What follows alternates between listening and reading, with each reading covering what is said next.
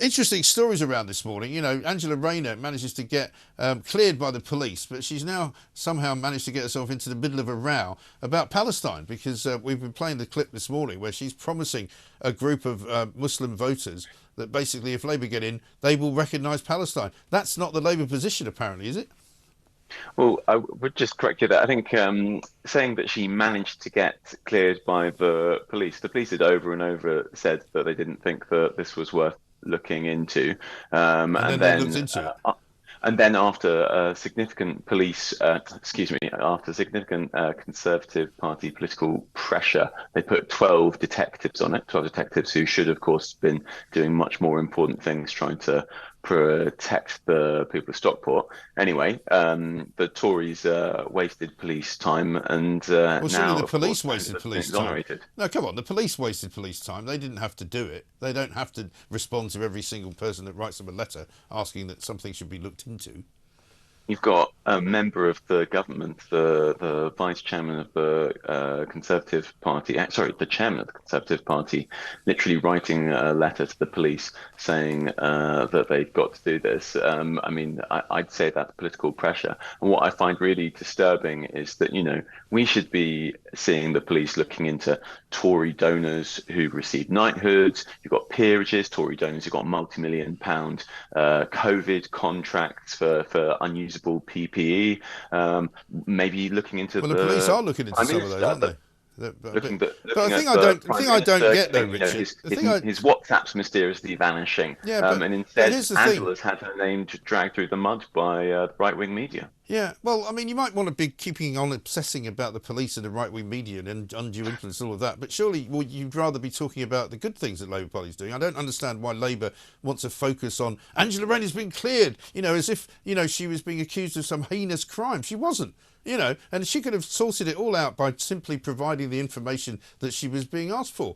But now she's proving herself to be. She gave the information to the Yeah, but police, which is what she she's could supposed have to do. given it to the public, and then the police wouldn't have had to bother getting involved, and that would have been the end of it. But you know, for some reason, I don't know why you want to keep obsessing about it.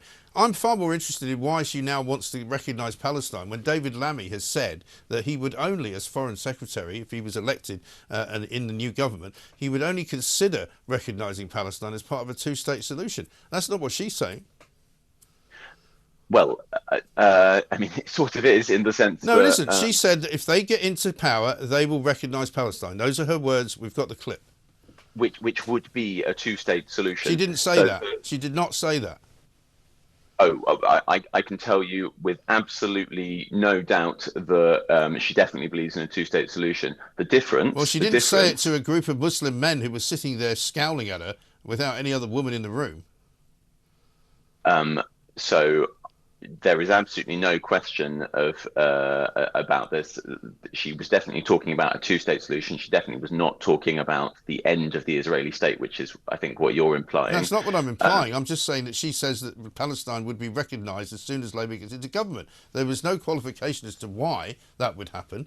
I'm not suggesting that she's anti-Semitic. I'm just saying that, one, I don't know why she's talking to specific groups of voters in a way which is meant to sort of mean that they should vote Labour because she's going to do the right thing by them.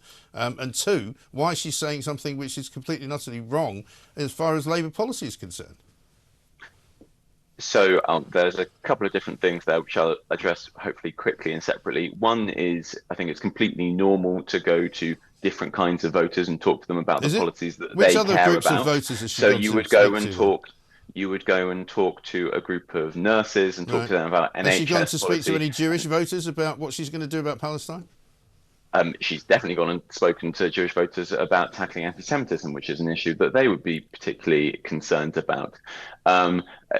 Angela's been very, very consistent in her support for the Israeli state. She's a very committed supporter of Israel. So any talk of supporting, recognizing Palestine is a part of a two-state solution. The difference, and this is where the argument has arisen from, is about whether you immediately recognize a Palestinian state, which is what, for instance, Norway is doing. That's what it appears that she's. That's what it appears that she said, and that's why there's a row. We've only got a minute left. Let me ask you about Diane Abbott. What's going on with that? Why would Labour give her the whip back for no apparent reason, and then say she can't stand? So the idea apparently is to allow her to end her amazing trailblazing career What if she in the doesn't want to Bahamas end with her amazing dignity. trailblazing career, though? Yeah, absolutely. I'm disappointed personally. I'm sort of, you've got people who are very much on the left of the party, like Diane. You've got people who are maybe towards the center, which is where a lot of the leadership of the party is at the moment. And somebody like me, who's kind of in between those, just wants us to, cooperate so that we can have the strongest and most unified Labour government under care Yeah. possible. Well, they're So not there's unified with Diane Abbott. They've chucked her under a bus, it would seem to me. But Richard, great to talk to you. Thank you very much indeed. Richard Powell Said, attempting, not very well, I don't think, to try and defend what Angela Rayner had to say.